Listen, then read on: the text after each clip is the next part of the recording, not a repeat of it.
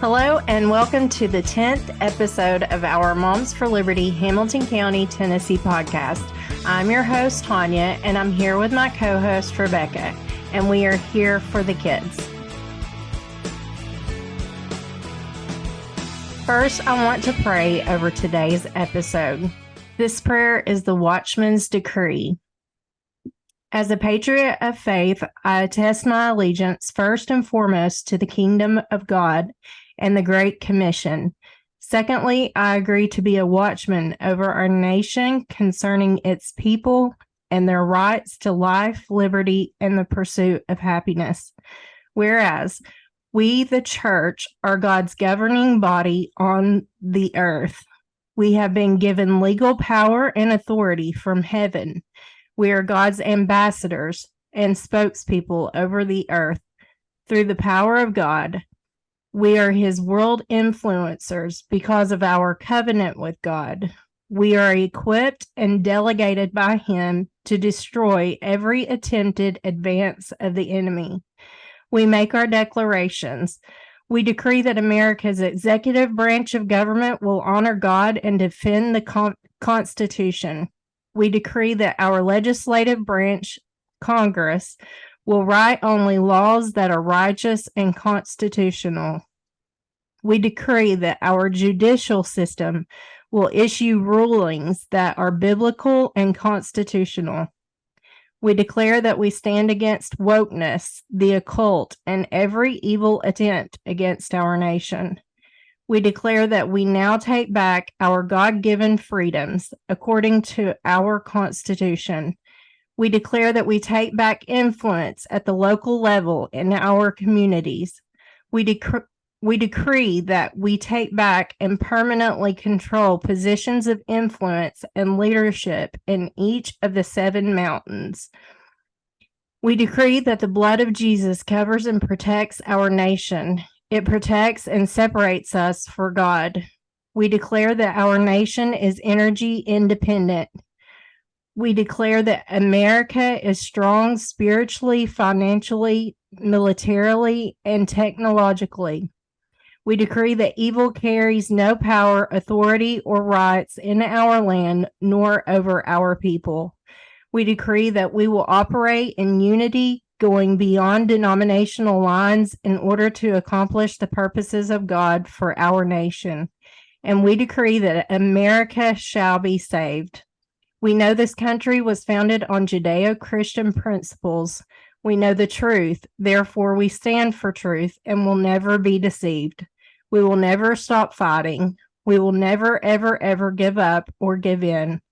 We will take our country back.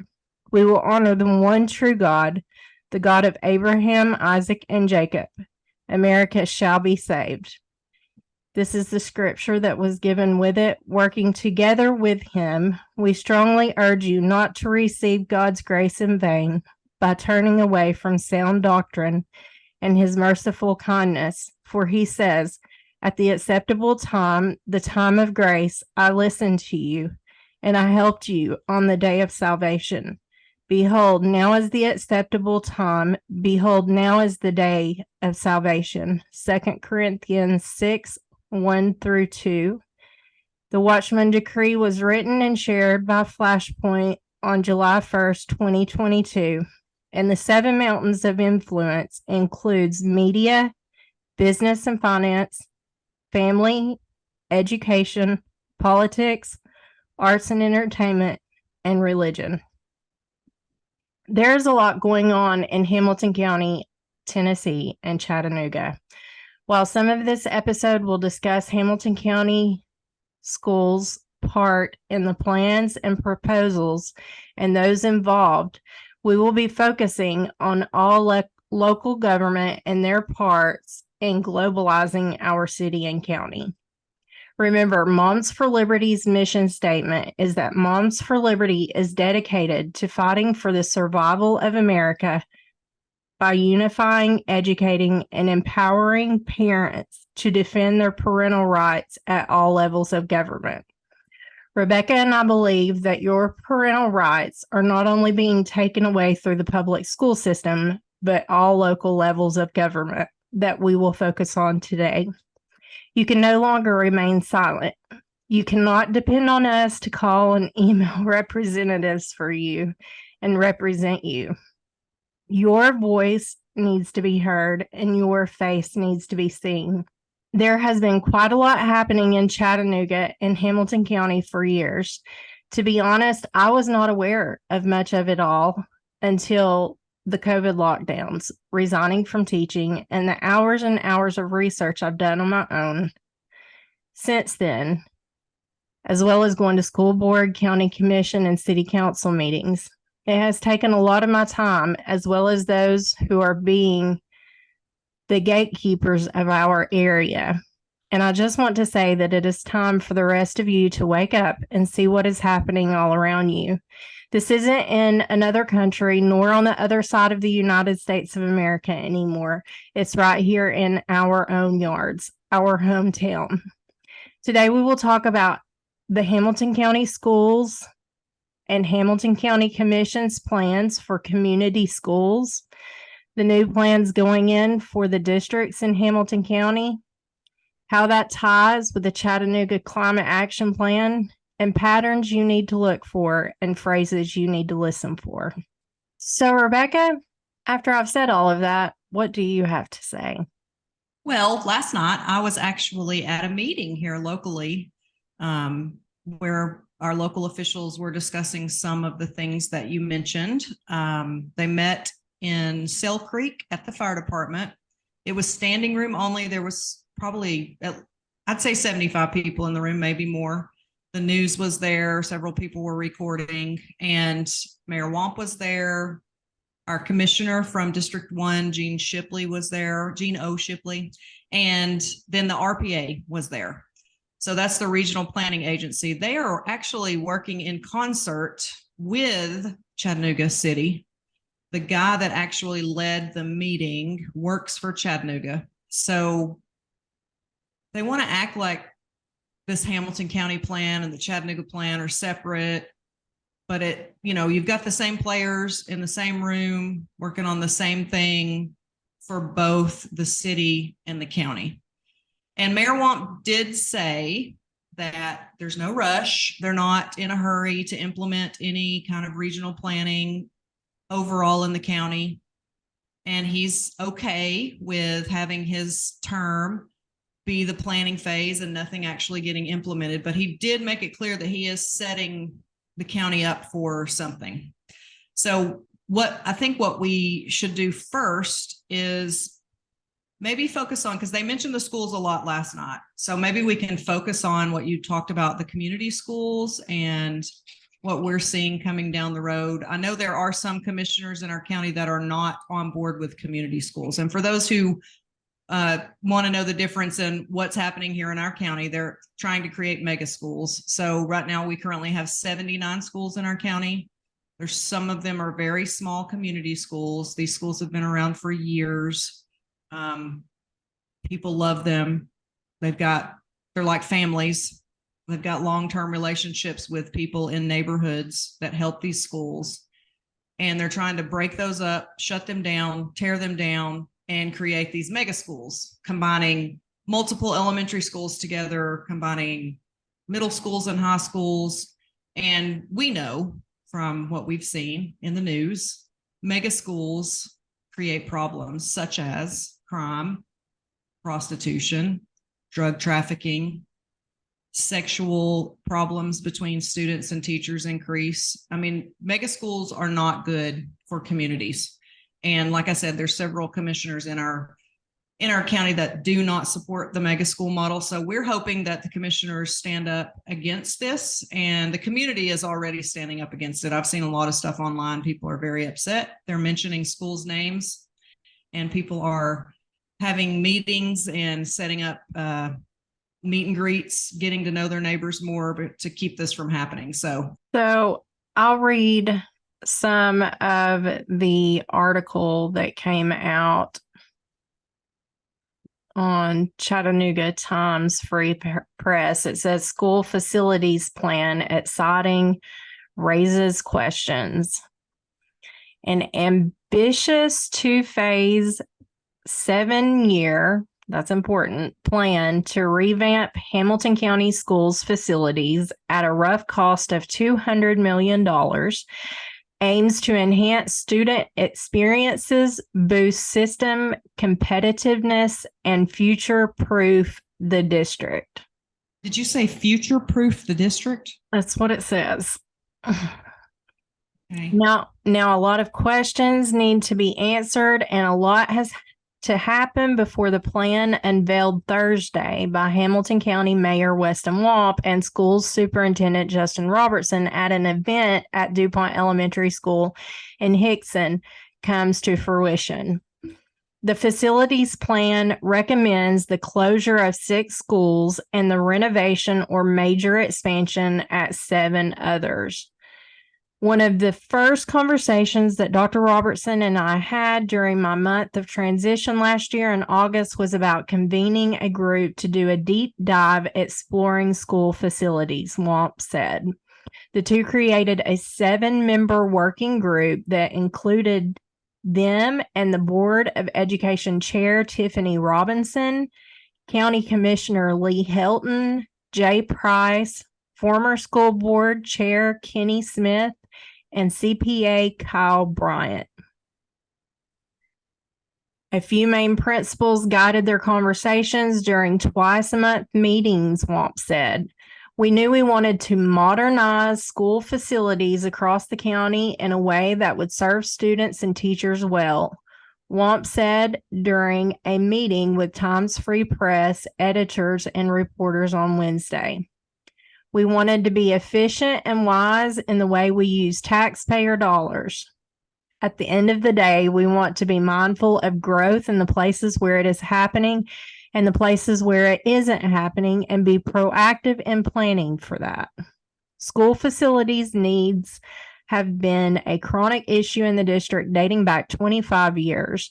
Wamp and Robertson argue now is the time to make this investment, to rethink the system's physical assets, and to position the district for future needs. What's in the plan? There are 81 school facilities in Hamilton County. For our size, it's clear that's too many, Robertson said.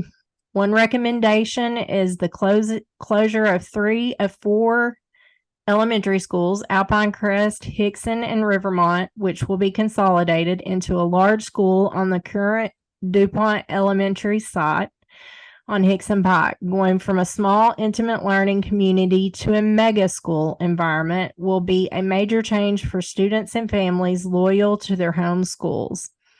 Clifton Hills Elementary would be closed, with the students going to one of 2 expanded schools, Eastside and Eastlake Elementaries. Delwood Middle would be closed and students moved to an expanded, renovated Brainerd High School. Soddy Daisy Middle would close, with students attending an expanded Daisy Elementary, which would become a K-12 on the shared campus of Daisy Elementary and Soddy Daisy High.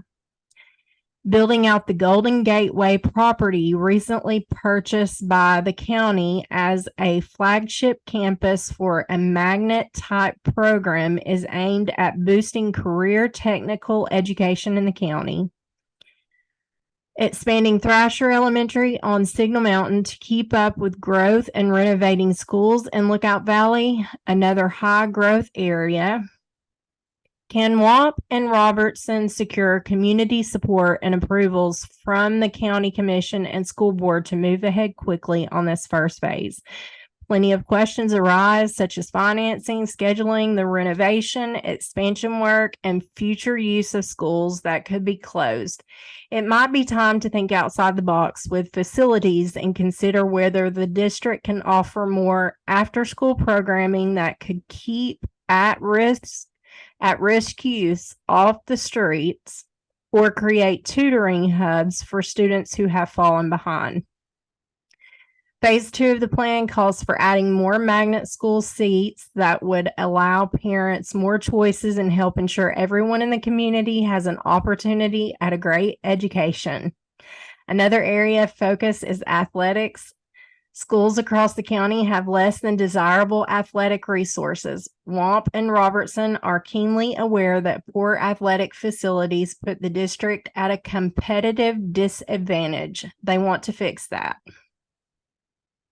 Okay, that's a lot.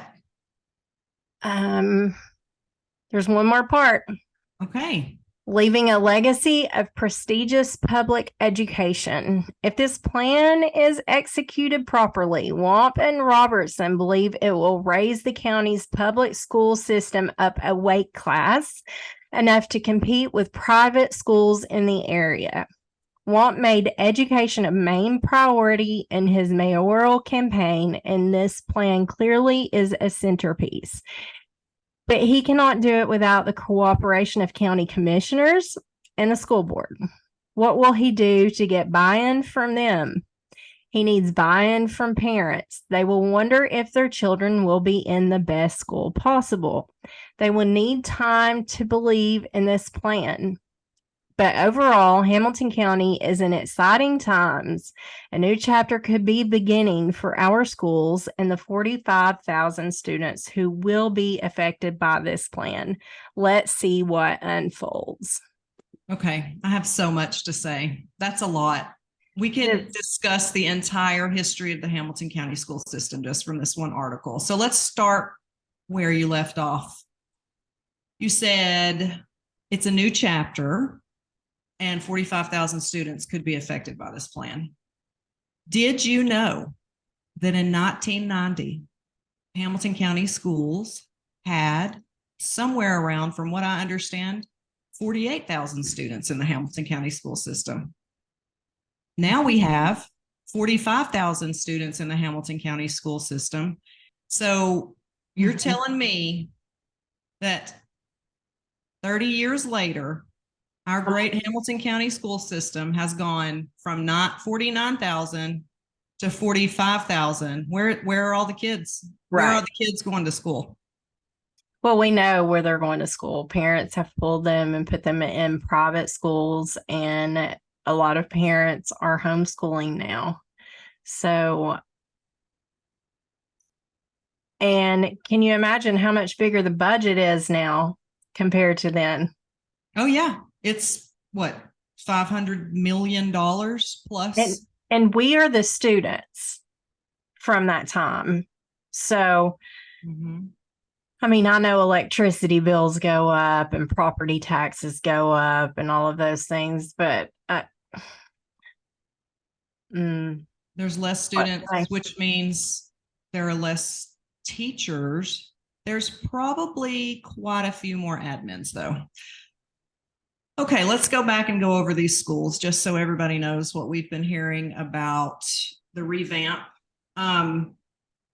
So let's start with the schools in Hickson. I actually attended DuPont Elementary School in kindergarten, and in the neighborhood that I lived in, they rezoned because they built a new school called Big Ridge Elementary School. So I was in the first class at Big Ridge Elementary School back in the 70s, I think. And we even got to name the mascot, the Big Ridge Bulldogs. I still have a t-shirt from going to elementary school there. But anyway, DuPont has been around for some time. It is an older school. It's located right next door to the YMCA. I do know that the YMCA had after-school care all throughout the history of that school. So that is a good location for kids. If they need after-school care, there is a path from the school to the YMCA to the after-school care at the YMCA. Now, having said that, DuPont Elementary, the site, it's not that big. There is a large grassy area where they have a playground, but if they put a mega school there, that is going to totally and completely change that entire area.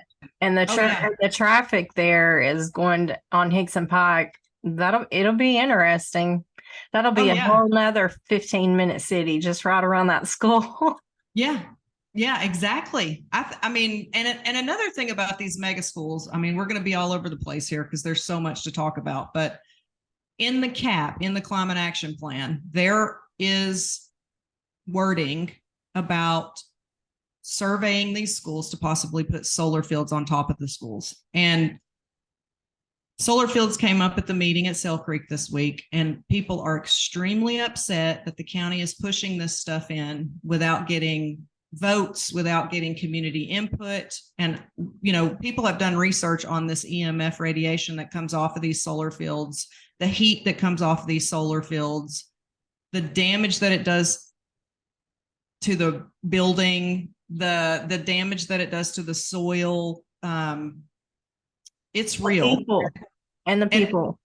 Yeah. If it's cooking the soil, what's it doing to you while it's on your roof? I mean, I don't want to get into the details of solar energy right now, but that is part of this mega school push. I believe they need larger schools so they can have larger buildings so they can do this green energy. Okay. So Alpine Crest, that's where my kids went to school.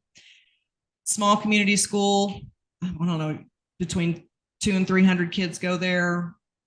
It was a wonderful school when my kids went there. And from what I understand, they have a new principal. People love that school. I've seen lots of meetings online within the last week after this meeting. People are wanting to get together to discuss this and to stop it. Last night at the Sale Creek meeting, Gino mentioned he's already had a conversation with WAMP. They will not be closing any schools in Saudi Daisy. So this is already falling apart. Gino made it perfectly clear that Daisy Elementary School will not be closed. They will not close the middle school.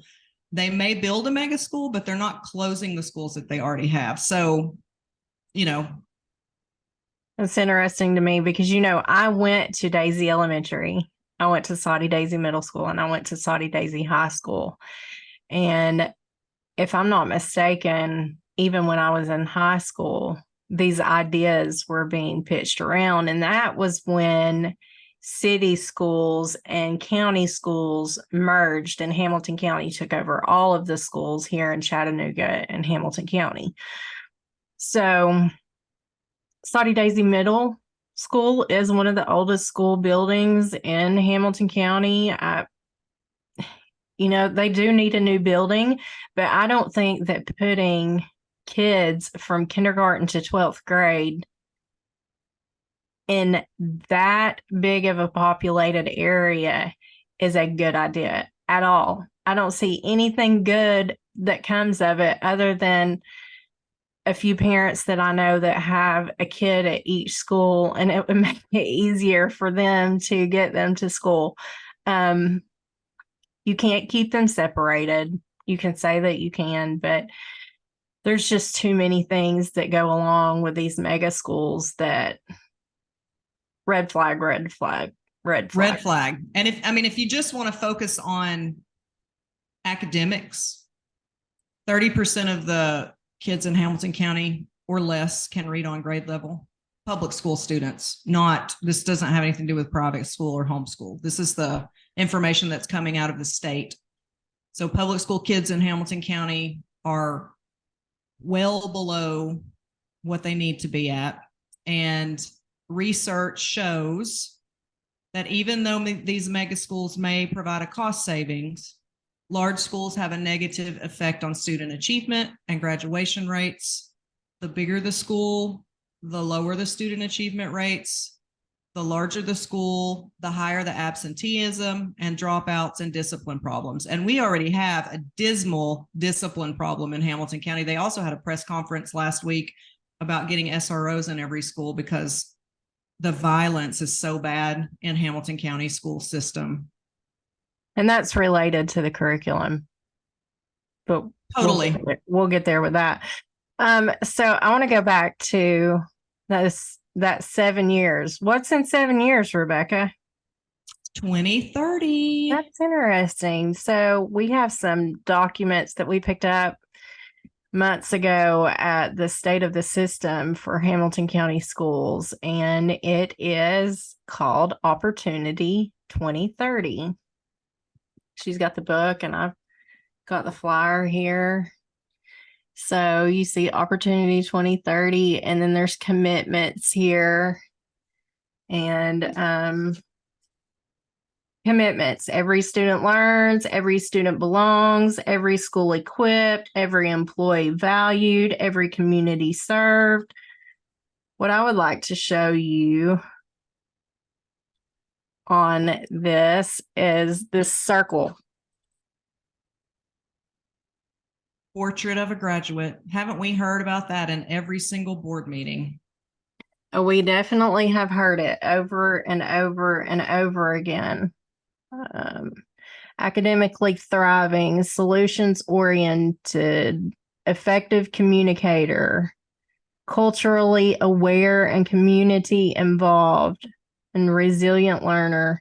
All of those sound wonderful. But the problem is that schools think it's their job to create this type of student that they see is good for the community. Activist students. And they don't want the parents involved. So last week for our chapter meeting, we had Adam Mahdavi, who is from South Carolina. He went to the University of South Carolina, and he talked to us about the teacher program in the university. And one of his slides had a circle. And I asked him, he skipped over it because he didn't have time, which we're going to have him back next month so he can finish his story. He talked mostly about the curriculum that teachers are learning in the School of Education, in colleges of education. So he taught us about that, but he still has to talk to us about his story about the EL education curriculum in the South Carolina schools, that he got removed from a district and they are working on 2 more districts as well.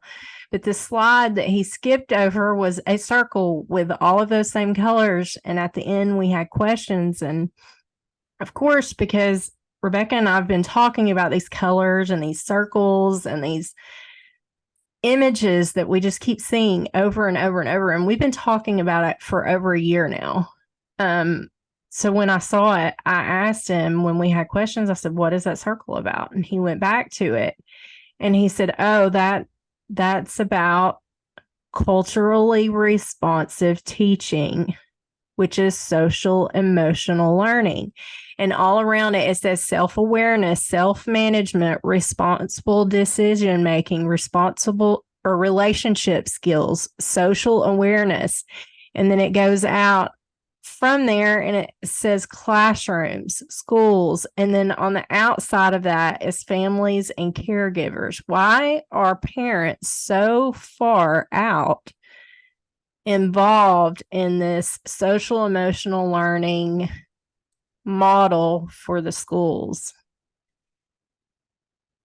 That's my question.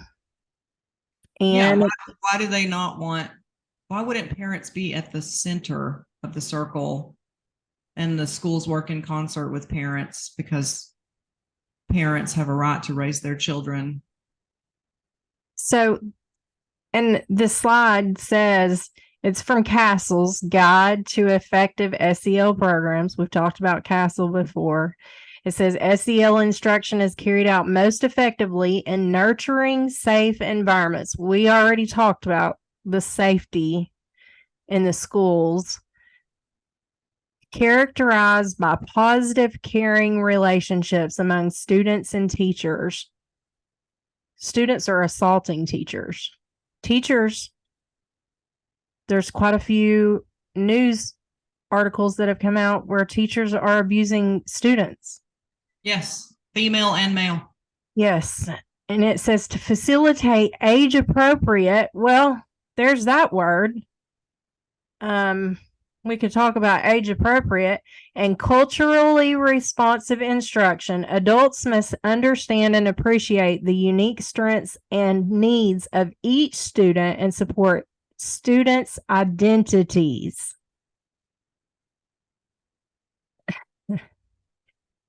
When adults incorporate students' personal experiences and cultural backgrounds and seek their input, they create an inclusive classroom environment where students are partners in the educational process, elevating their own agency. So those are a lot of buzzwords that get thrown around a lot. Identity, inclusiveness. Tell me about what those really mean. Picked up that everybody's obsessed with identity these days, and you may have picked up that the critical social justice movement has something to do with everybody being obsessed with identity these days. And that's because critical social justice is completely obsessed with identity and talks about it all the time. My name is James Lindsay. I run newdiscourses.com, and I have a social justice encyclopedia called Translations from the Wokish that help you understand how they use terms like identity in ways that you might not expect.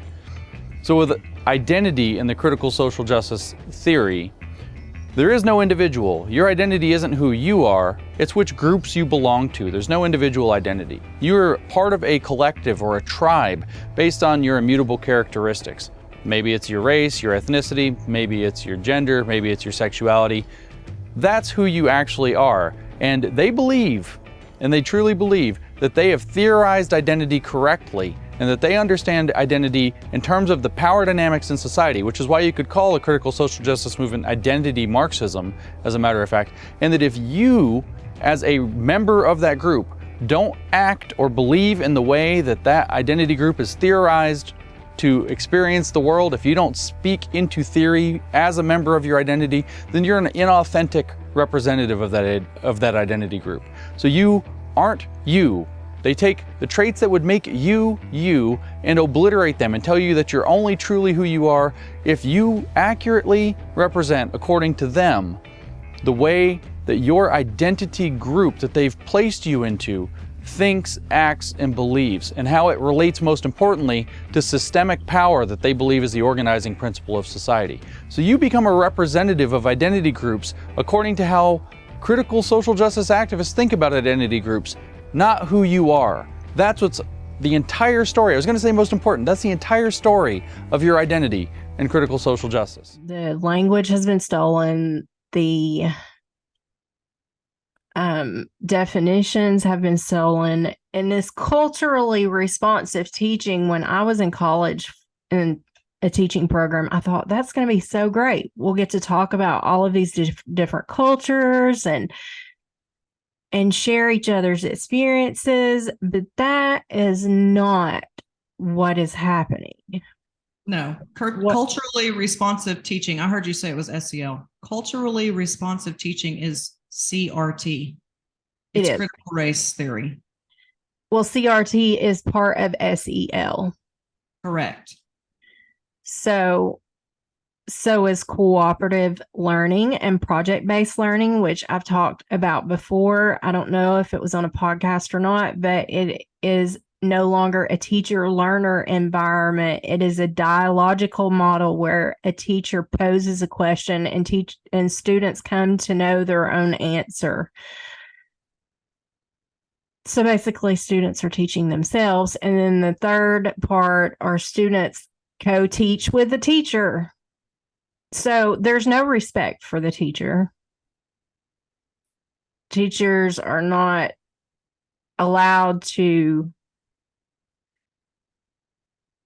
expect respect from the students.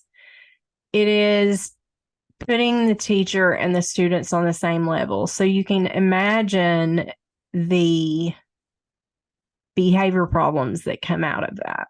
Yeah, it doesn't sound like there is an authority figure structure anymore.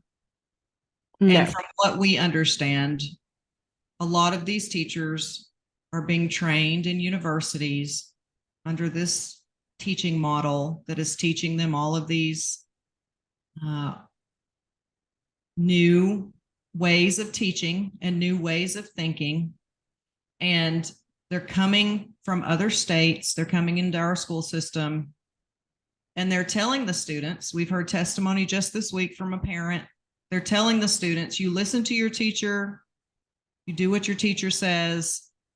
And they're teaching them about their own voice and about how they're teaching them all of this diversity, equity, inclusion crap, which is what it is, that divides the classroom. It's dividing these kids.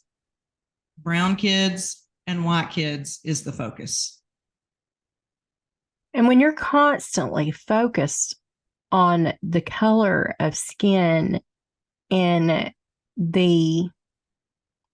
I'm all for teaching history. I study history every day.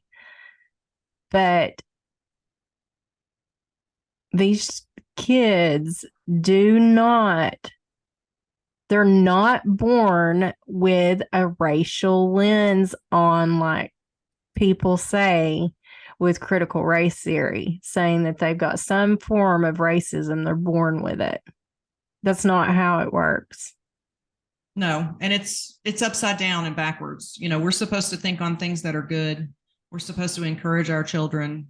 We're supposed to challenge them, push them, encourage them to do things that are hard. But the model now in the school system is negativity. You focus on the negative. You focus on who's been harmed. You focus on who has been hurt. You focus on who has been slighted in society. And that really is the theme nowadays in the public school system. Going back to that circle, though, one thing that we keep mentioning is these images and I'll just say it, these color schemes are showing up in all aspects of our society. And like Tanya said, we've been noticing this. It's been well over a year. We've been involved in this day in and day out. We basically have 2 full-time jobs doing this work, and we've been noticing it more and more. It's everywhere you go. And I know everybody that's probably listening understands what a brand is and why a company or why a government entity would brand in a certain way. Branding is important so people can identify with who you are, like Coca-Cola and Pepsi have completely different brands. But what we're noticing is everybody has the same brand nowadays. And it would be like if you woke up tomorrow and turned on your television, go back in time when we used to watch TV, and you saw a Coca-Cola commercial and then Pepsi came on and it was the same branding and they were saying the same things. That would be weird. That's 2 different products. They have 2 completely different messages. They have 2 completely different ways to put their message out. Colors are different. People are different. That's not the way society is anymore.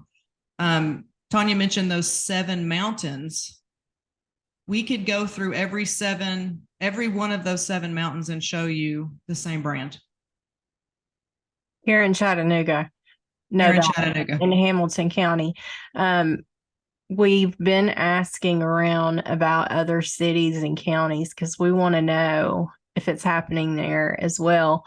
I know, like I said, in all of the College of Education curriculum, we see it.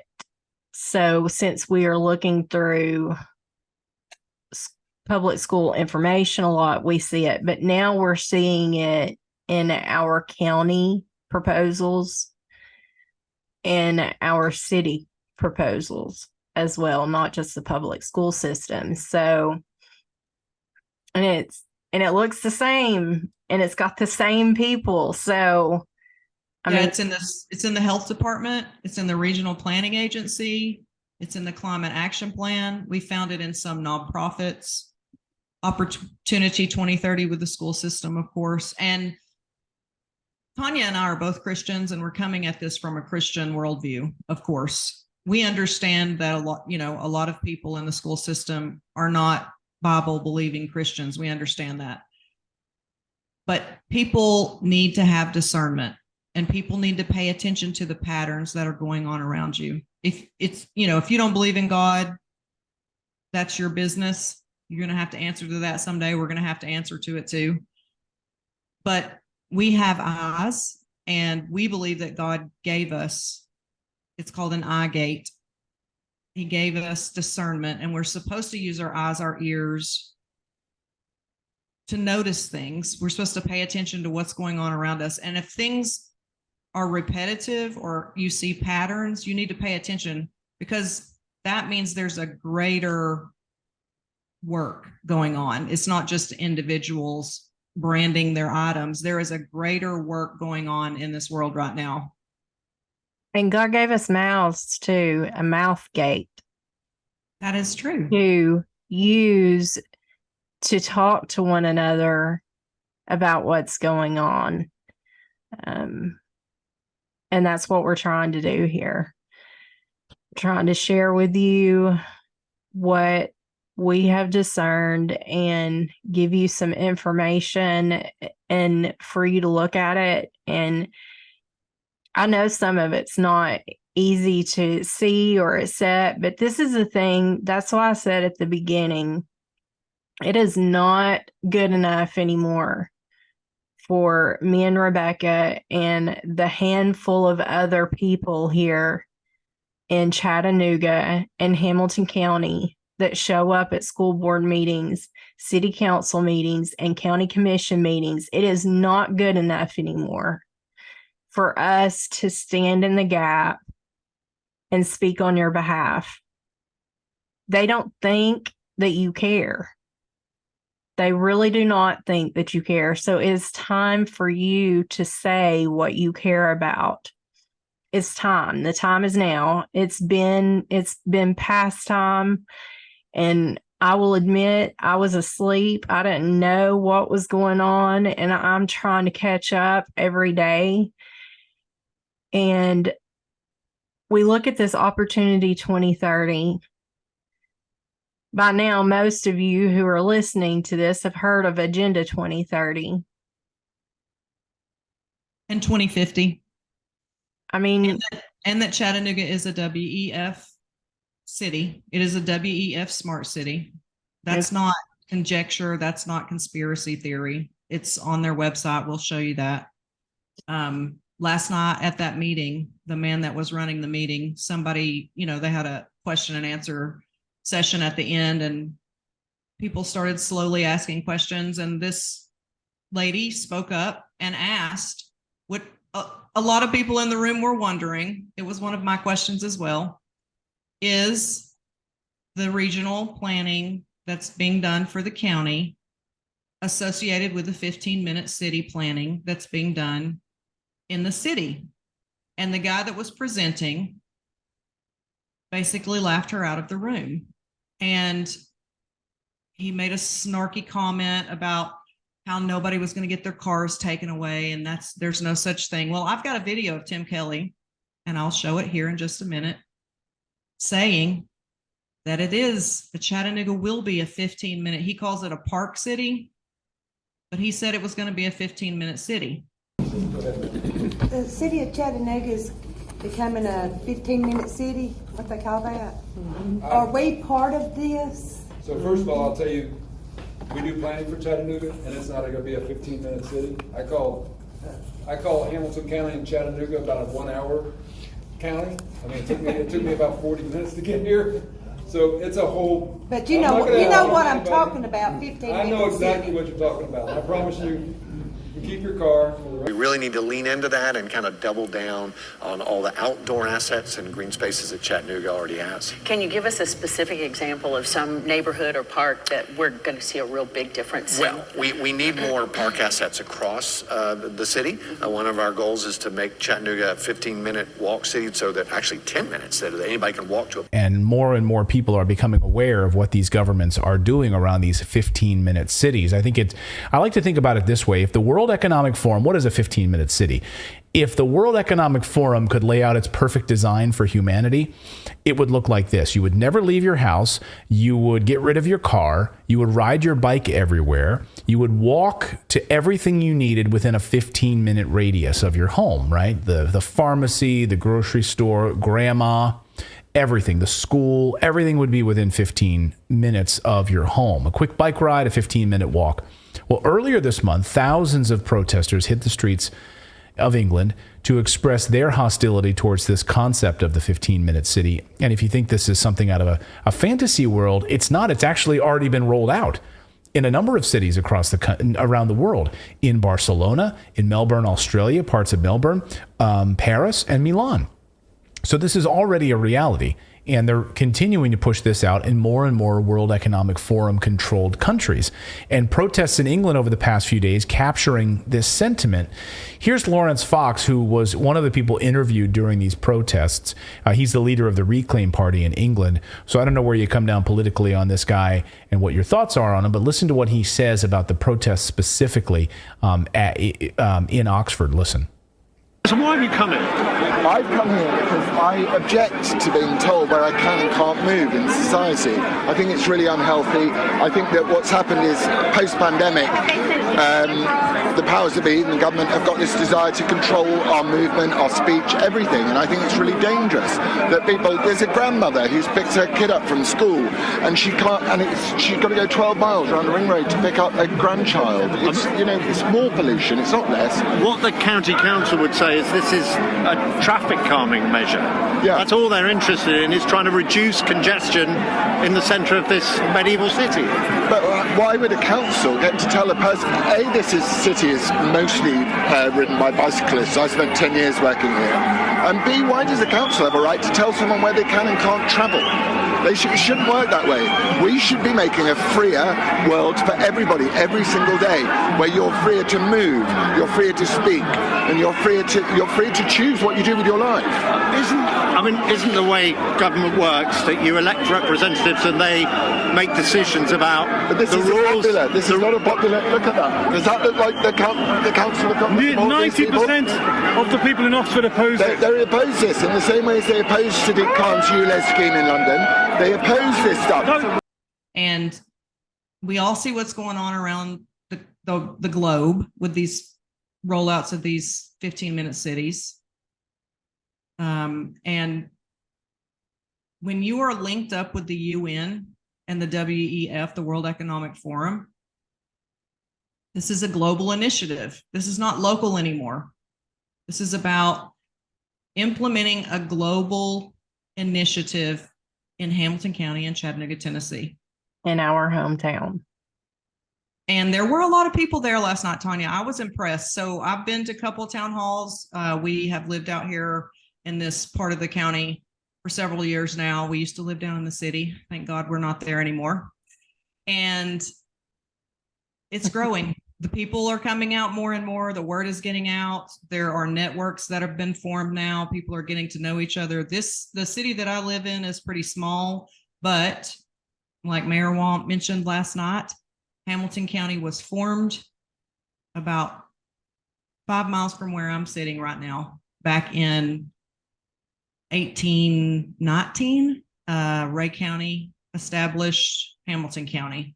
And this is the birthplace of Hamilton County, and people out here love this county and they love what they've got, and they don't want people coming in and upsetting the apple cart. They kept mentioning Ottawa last night during the meeting.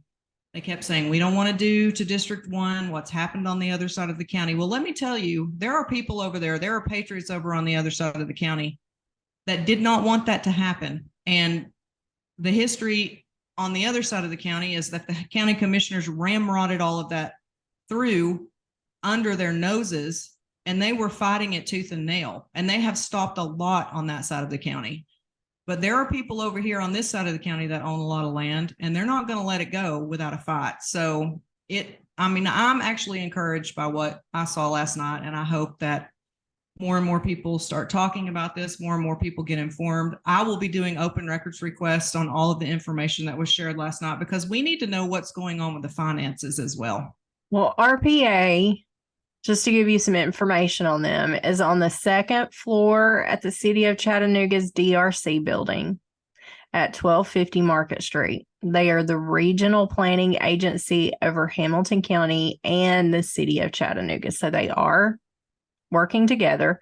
The RPA is governed by an executive committee comprised of the Hamilton County Mayor, the Chattanooga Mayor, the County Commission Chair, the Chattanooga City Council Chair, and the Planning Commission Chair. So from Friends of Hamilton, there was an announcement sent out, and it says public service announcement, multiple announcements. And this was from last night. Friends of Hamilton is a citizens-driven organization fighting for private property rights, local self-governance, and preservation of U.S. constitutional values for over 10 years for Hamilton County and the state of Tennessee. Friends of Hamilton is part of a larger citizen coalition across the state fighting and protecting citizens' rights in Tennessee. So this announcement was about the Ottawa meeting, the community meeting that's coming up August 24th from 6 to 7:30 at Ottawa High School. And there's those colors again, and that wheel. Yeah. Now that you've mentioned the colors again, I just want to say that Tanya and I were wondering, like, where are these colors coming from? Because, you know, we have to do branding for Moms for Liberty, and we have certain colors that we have to use. Every time we post a video, I have to go in and use a certain RGB color. And so we've been looking around, we've been asking questions, like she said, and we think we have found where these colors are coming from.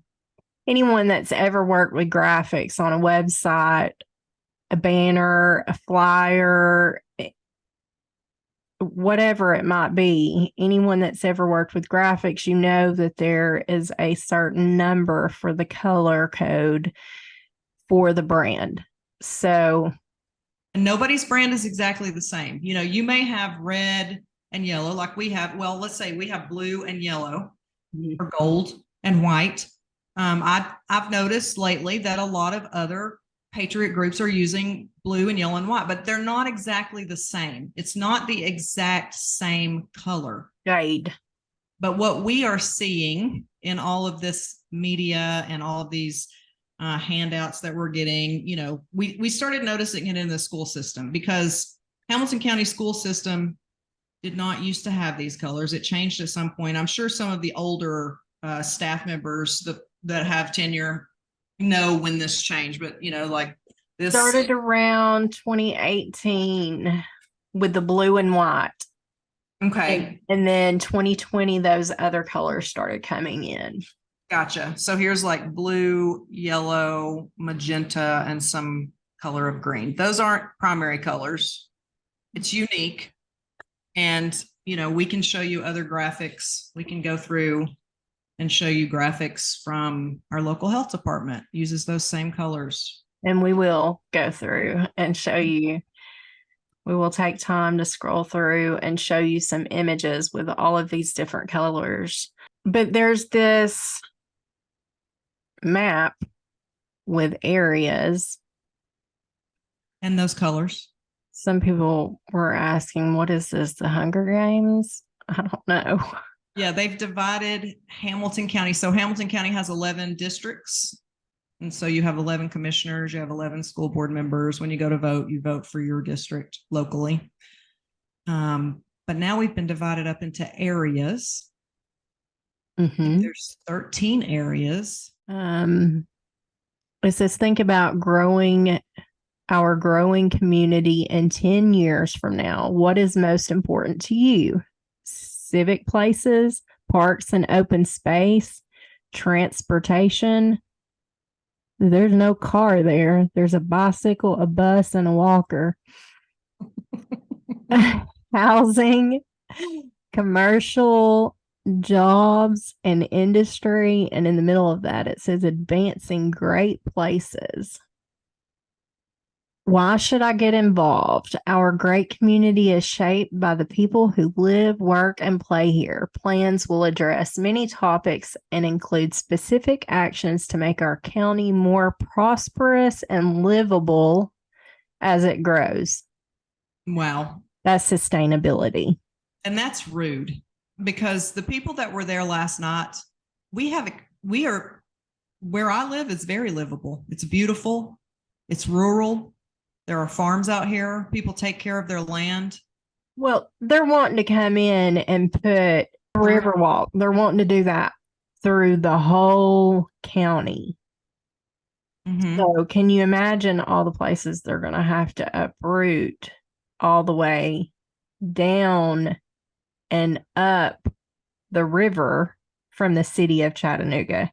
Because that's, the city of Chattanooga. It's not in the middle. It's on the southern side of the county, but they would still have to go south and a lot of north to do that. And all the different plans that they're going to that people are going to have to adopt in these areas. Because what I'm looking at right now, there's 1, 2, 3, 4, 5, 6, 7, 8 areas that river runs through. Well, and they did make a point that Saudi Daisy has not signed on to this, because Saudi Daisy is their own municipality. There's a couple of other municipalities. I don't think that they've got signatures, but they are fighting for Saudi Daisy. Well, I hope they keep fighting for it, because we don't want this. It sounds good, but we don't want this. Livable as it grows. I mean, I'll be honest with you, quit moving here. It doesn't sound good, though. I mean, if you could have heard them last night, it is clear. Let me just give you one example. There is a solar farm that's being built in District 1 that came up, all of this planning occurred between this solar company and either TVA or the state. There really wasn't any definitive answers last night on how this got pushed through. Nobody knew anything about how this solar farm is going to be built out on Coulterville Road. I mean, at the end of the meeting, somebody spoke up and said, there's no solar farm going to be built out there. And there were residents in the room that talked to the contractors that are doing the surveys and got information that steps 1, 2, 3, 4, and 5 are through, and next is building the solar farm. So, I mean, who sold their land to do this? I want to know that. Or, well, it's close to who McDonald Farm. The land? It may be close. It may be part of McDonald Farm, and that was another question that came up. There was a guy in the back that stood up and asked, "Do we even know that these people that are buying this land are from America?" Right. Because we can go into how much land China owns in America, how much land Bill Gates owns in America.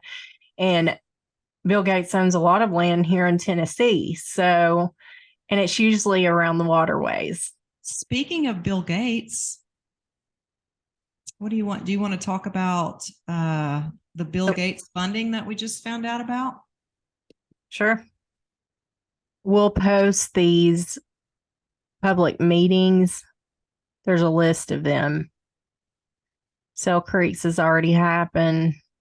And by the time we post this podcast, Ooltewah will have already happened. But there are going to be other meetings, and we'll get that out to the public. We'll post those on the Moms for Liberty social media page and in our groups. It'll be in the description of this podcast as well. So, Bill Gates. Okay, so this came up today. Tanya's trying to find the link real quick. Someone in our local area found some funding that was received recently from the Gates Foundation. And so we started digging in a little bit to that and just getting more information on what is this funding being used for, who are the organizations that are connected to the funding.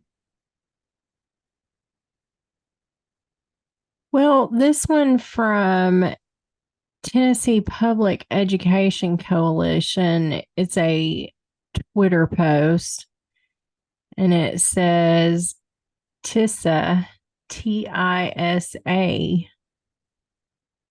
is the brainchild of Bill Gates, who brought us Common Core and who has spent millions to pass CHSA in Tennessee. And then the tweet says, please vote no on HB 2143 or send TISA to summer study. There's one from that same Twitter page that you had put. It says, Tennessee Public Education Coalition, we have discovered that Bill Gates and others started passing out millions of dollars to Tennessee ed reform AstroTurf organizations last summer, quote, to support the adoption of an equitable funding formula to improve educational opportunities for K through 12 students in Tennessee. And then there's a link to where you can find the grants that Bill Gates has given. So regarding grants with Bill Gates, someone shared this information with us today, and you can go to the Gates Foundation. Oh, you scroll down and it says committed grants database. And one of the things that you can look up, one of the first things you can do is where it says grantee state, type Tennessee, and 340 grants pop up. The first one is for Chattanooga for $100,000 for National Rural Education Association for Public Awareness and Analysis. That's the topic. And the division is Global Policy and Advocacy. Nashville, Memphis, Knoxville, Nashville, Memphis, and there's 34 pages of grants on here. Talk about the national, and then click on the National Rural Education, like the link right there. Mm-hmm. And go in there and talk about the one about Chattanooga. Okay. So where it says National Rural Education Association, the title of the grant, you can click on it.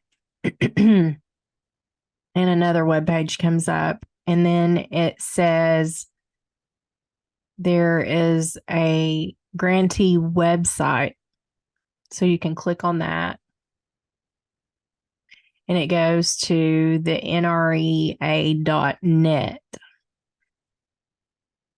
It says, and I think if you scroll to the bottom, it tells you where that is located. The National Rural Education Association. It is in Chattanooga, 615 Macaulay Avenue, Hunter Hall, 311B, Chattanooga, Tennessee, 37403.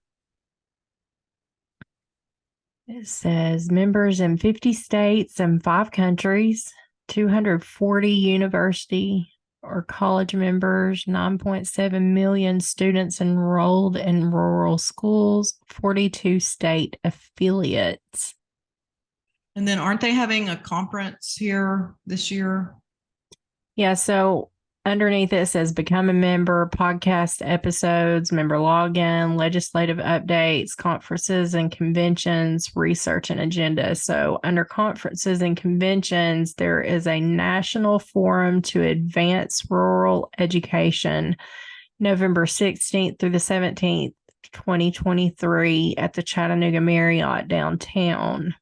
Says pre-conference general sessions, learning sessions, Explore Chattanooga, sponsors, hotel. And if you scroll down, there is that circle again with social and educational equity in the middle of it. And the same colors? It's pretty close. So it says policy and funding is one part of it. Health and wellness is another part of it. So we're talking about, again, we've talked about social emotional learning and having unlicensed therapists and psychologists. So, and another part is partnership and community relationships. Another is teacher and leader preparation, recruitment, and retention. Next one is college and career trajectory. It says hosted by NREA, Rural Schools Collaborative, in partnership with Tennessee NREA. So there's the national, this is like the NEA and the TEA. And then the University of Tennessee at Chattanooga. More than 150 plus in-person and virtual learning sessions being delivered by 275 plus presenters from across the country. There is something for everyone at the 2023 National Forum to Advance Rural Education. Download the registration brochure to explore all of the sessions being offered at this year's pre-conference, main conference, and online. And it's at the Marriott downtown Chattanooga, November 16th, 17th this year. Join us in person or virtually. Who should attend? Rural district building and teacher leaders, business, civic, and community leaders, State Department of Education leaders, local, state, and national boards of education leaders, established collaboratives / networks of education, business, and community organizations, economic development leaders and venture capitalists, rural and non-rural education associations, philanthropic organizations, leaders from institutes of higher education, others interested in strengthening rural education, economic workforce development, and civic community engagement efforts. Pre-conference, November 15th, 1 to 4 p.m. Learning sessions. SMART method for effective partnerships and service with rural community.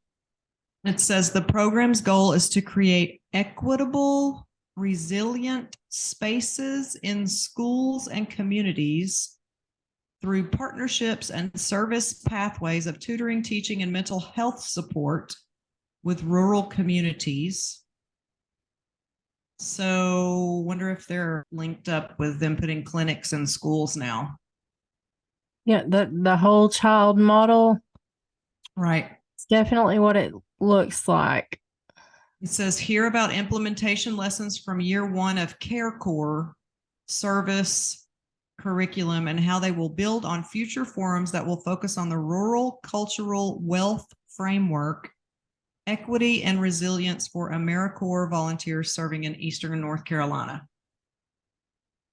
The next one is still leading rural, listening some more. And it says, in light of our role as the EDIT, EDIT, all these acronyms, EDIT committee, focused on equity, diversity, and inclusion, and knowing that school administrators as practitioners have met many challenges over the course of the past 2 years, we are hosting as co-participants this listening session to inform not only the NREA edit team's charge, but all session participants regarding how rural leaders characterize the important work that needs to be done.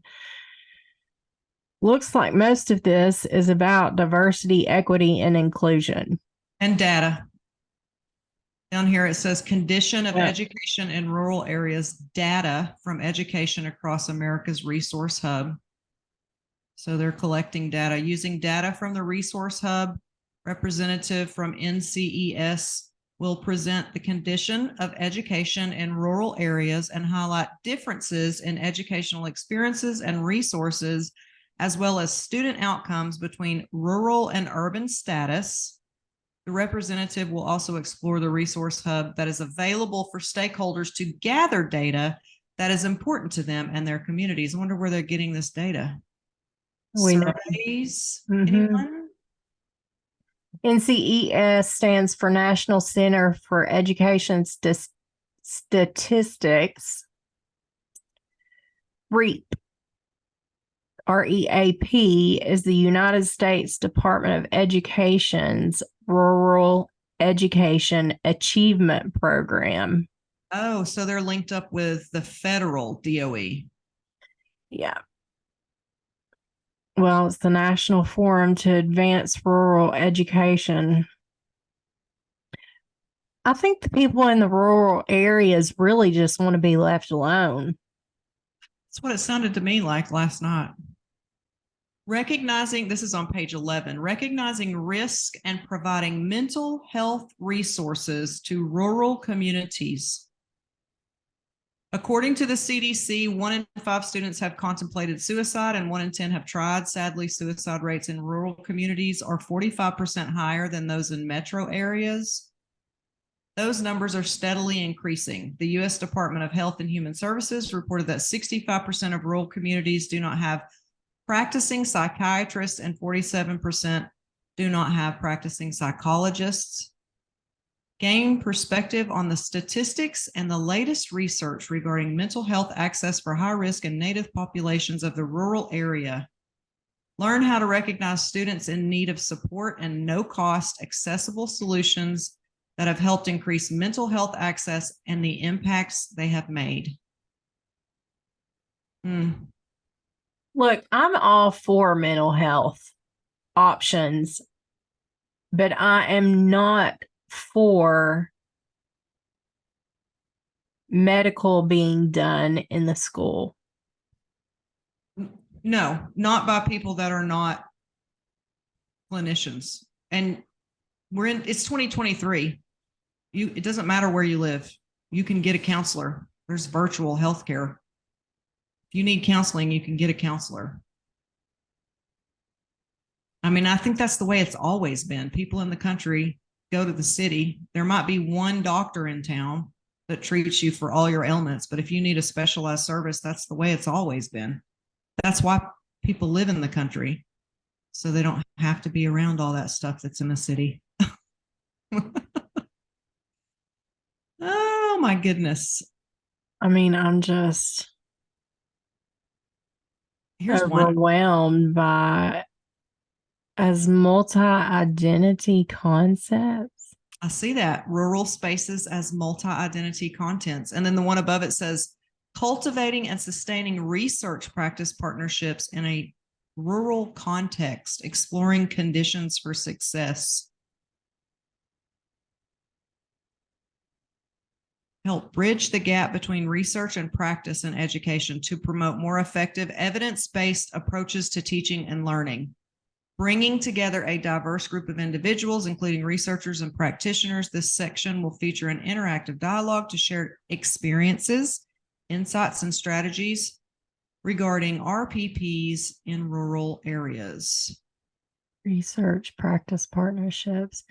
This conducting critical rural education practice, rural spaces as multi-identity contexts, rural spatial inequity stemming from issues such as distance to resources, isolated networks, and concentrated poverty impacts rural populations' educational access and attainment around the U.S. Scholars have shown how spatial inequity creates a student identity of rurality or hailing from and or residing in a rural region and what that geographic sense of place means for students.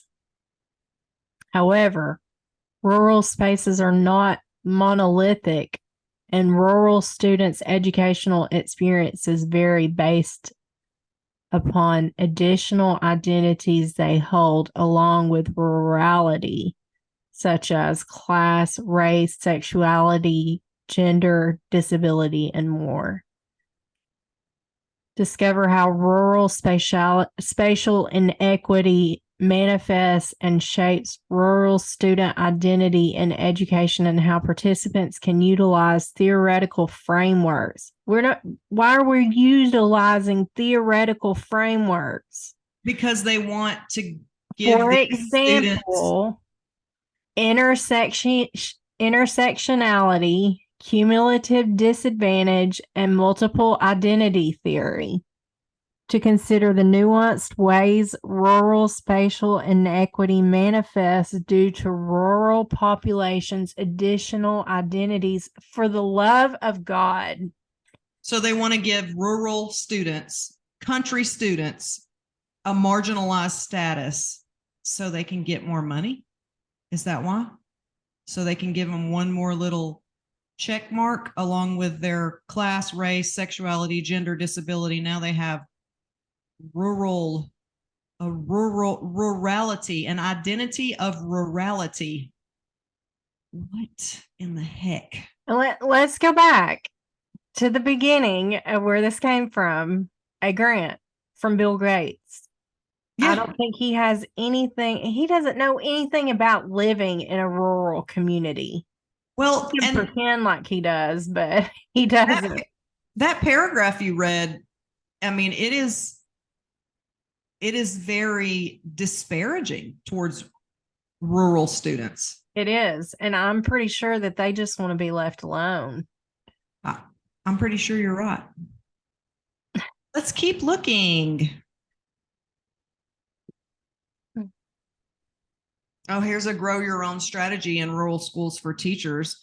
Research identifies teacher and leader participation, recruitment, and retention as critical areas for future research, utilizing an asset-based approach, learning more about a diverse set of strategies that rural school districts implement to address staffing challenges in one Midwestern state. I mean, from what I understand, the school out here where we live, it is rural, very rural, and it is a school that every teacher wants to come to. Yes. They want out of the city. Exploring queer-related policies on rural English language arts teachers' practices. Finding a home, housing as teacher recruitment and retention policy. Placing identity, imagine future selves in a rural college access program. I mean, equity is the E in STEM. What? Really? Science, technology, engineering, and math. Where is there an E for equity in there? Well, they're going to teach these people in a 60-minute in-person session in meeting room 2 how to learn about equity being the E in STEM. I can't look at this anymore. I mean, this is blowing my mind. This is just a perfect example that we just happened to run across today about money that is pouring into our county and other counties all around this nation into the public school system so that they can implement queer affirming curriculum in K through 12 rural schools right here, operating under the assumption that all classrooms have queer students. This session will highlight ways in which rural teachers can implement a rural queer salience within their curricula in order to co-generate an inclusive and affirming learning space for queer students. As 2 former openly queer middle and high school English teachers, we will highlight anti-queer policy, traumatic place histories, queer community engagement, and resources that emphasize the importance of celebrating rural queerness in K through 12 educational spaces. The goal of this session is to further a rural queer discourse through dialogue by sharing lived experiences, that's socialism, and classroom resources. This is all coming to you live and in person in November in Chattanooga, Tennessee at the Marriott downtown, paid for by Bill Gates. Probably some of that funding is going towards this conference. Probably.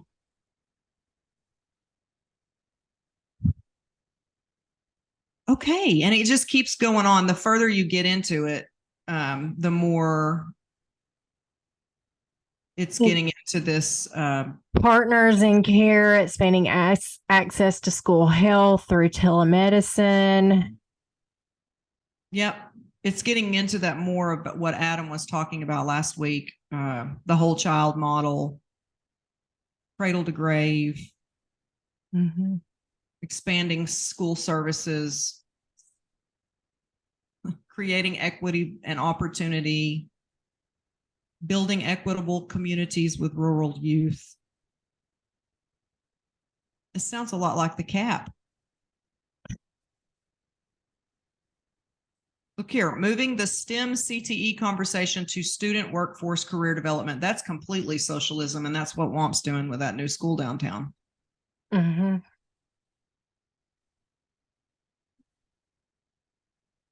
Okay. That's just one grant that we found.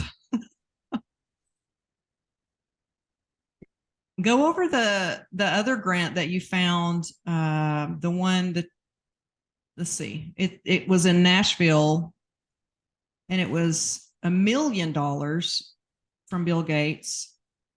And it said the purpose was SCORE Gen Ops, SCORE. Which stands for Tennessee State. SCORE stands for State Collaborative on Reforming Education.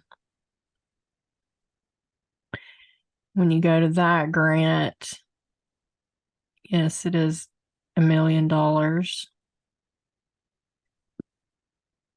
But I remember in a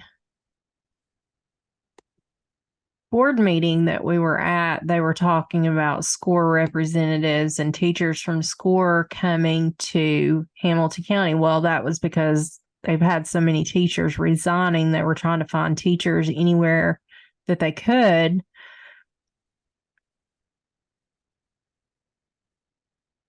Right. They were trying to get the funding approved, or actually it was a grant. Wasn't it a grant? And they were trying to get that grant approved so that they could bring these teachers in, because we have so many open positions here in our county. They were bringing them in from other states. And I just think about one parent that's already talked about a new teacher that's come,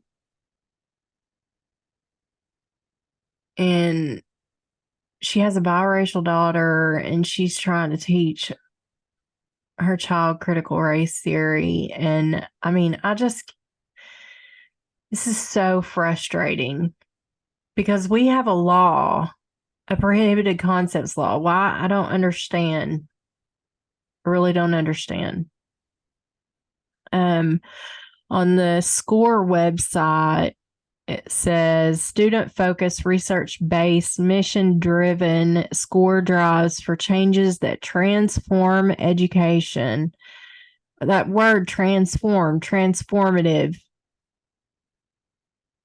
I mean, I think would do great to go back to paper and pencil. I've already said that. Transform education from kindergarten through post-secondary so Tennessee students develop the knowledge and skills to succeed in school, college, career, and life. go under the What We Do section, Trends in Tennessee ESSER plans, and see what that looks like.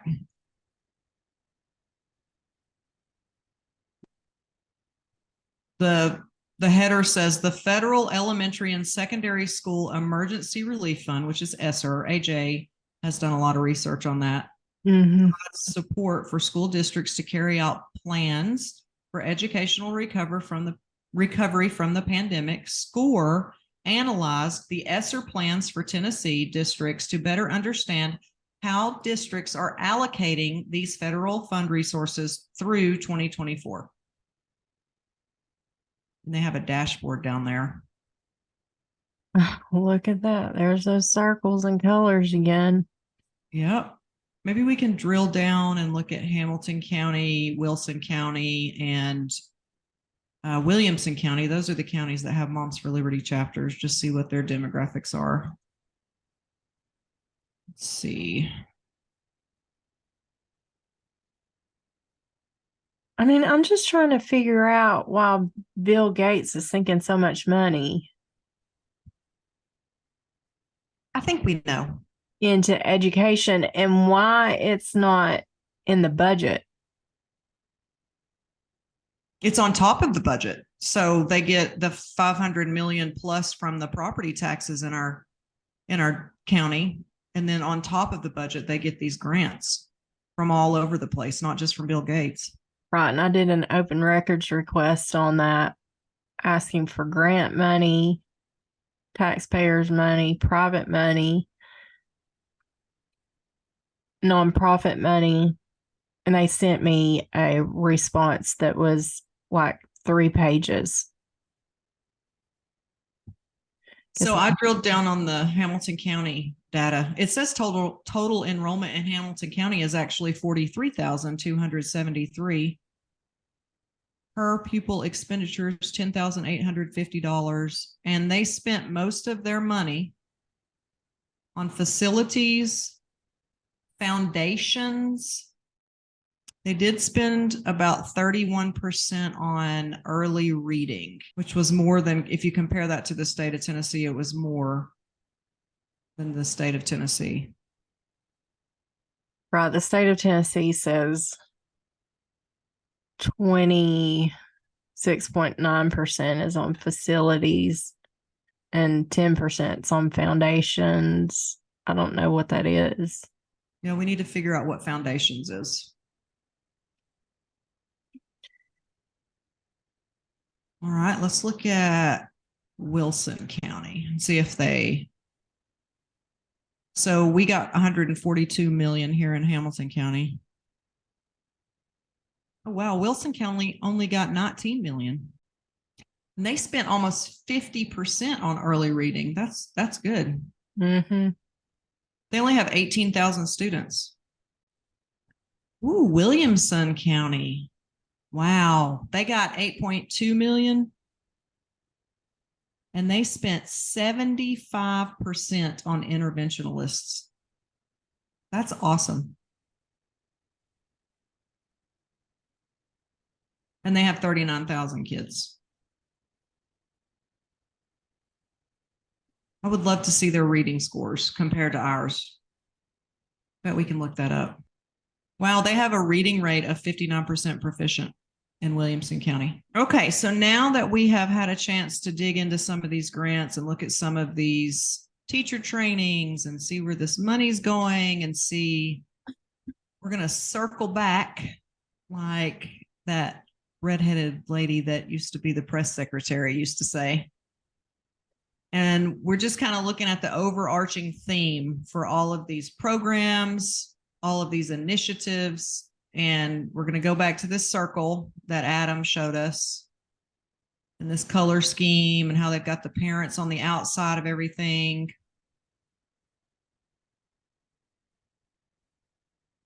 And we found that the United Nations has a color scheme palette. And it looks very similar to what we have been seeing for the past year and a half. Tanya said this has been going on since 2018, and I believe it. I just wasn't really paying attention until lately. But this is everywhere. This is in corporate America. This is in private businesses. This is in school system, of course. This is in nonprofits. It's infiltrated our county. We've got it in the RPA. We've got community centers that use these graphics. And of course, the UN uses it. The WEF uses it. Even Microsoft uses it. Tanya, tell us about what that thing that you got on Facebook the other day that came Google. up. Well, that was Father's Day. I was changing my picture. I always change my picture with my parent on Mother's Day or Father's Day, and I went to change my picture, and it just automatically gives me a frame that says climate action on it. And it asked me if I want that frame. No, I don't want that frame. Thank you. And it's using all the same colors as well. It's interesting. You used to be able to find frames on Facebook for anything you wanted to, but now there's a strict stipulations on those frames.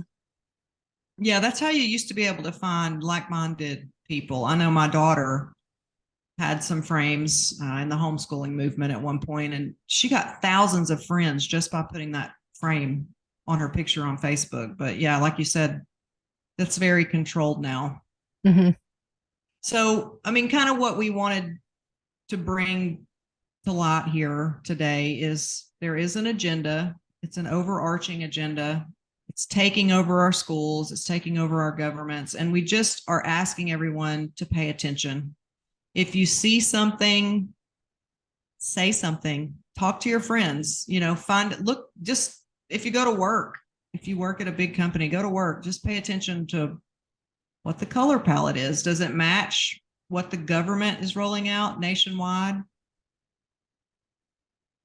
And these community meetings coming up for your area, it's not really a district in this plan, but for your area, please be there. What you have to say, whichever way you think about it, it matters. So, and even though I read an article about schools and how those will be changing, if it doesn't list your school, it does not mean it's not in the plan on down the line, because there's always a plan to move things and change things. And we've all not been involved for too long. And I honestly, I don't like being called an activist.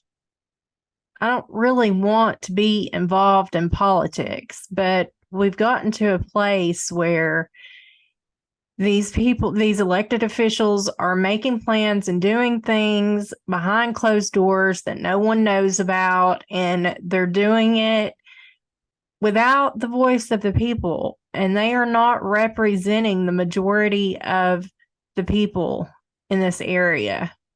So it's time that other people speak up and voice your opinion, other than just the handful of us that they hear from all the time and see our faces. They need to know what you think, what you have to say. Right. What do they call it? The silent majority. The silent majority needs to speak up, because what they're doing here in our county, and I think this is just kind of like their blueprint, just to say that they got public input. They have these Survey Monkey surveys that they put out with 15 questions or 17 questions, and they ask you, complete our survey, we're taking public input. Well, what they're going to do is they're going to say, we got your input, we listened to what you said, we listed all your questions and their answers on the website, we tweaked the plan just a little bit. But you need to go on record and say how you feel. You definitely do. Don't just sit at home and wait for it to happen and then wonder what happened. We need to put that little graphic up that shows what happens when one stands up and then 5 stand up. We've all got to stand up, because the issue here is the constitutional rights of the people, and who really is the government. And I'm just like Tanya, I do not want to be involved in politics. I did not wake up one day and decide that I wanted to run for office. I did not wake up one day and decide, oh, I need to join Moms for Liberty because I want to be civically engaged. No, I went to a school board meeting and I saw what the schools were doing to our children. And I made a commitment. God gave me a passion, and I can't let this go. And I'm going to keep meeting people, and I'm going to keep passing out information, and we're going to keep talking. And we're going to keep telling you guys what's going on, because somebody's got to do it. That's right. Okay, guys. Well, we gave you a lot of information today, and I hope you take it seriously. Again, as we've said many times, do your own research. Don't take our word for it. You can Google things yourself, and a lot of this stuff will pop up for you on your own. Thank you so much for joining us for this episode. Please go to Rumble and find M4L Hamilton TN, click follow and turn on notifications, as well as on YouTube at Moms for Liberty Chattanooga and click on subscribe and turn on notifications. Remember, this is our 10th episode and we have covered a lot in previous episodes. So go back and listen if you haven't already, and please share these podcasts with your family and friends. You can also visit our website and social media to connect with us. Those links will be posted in the description of this podcast. This is Tanya and Rebecca signing off until the next episode. We are here for the kids, and we will see you next time.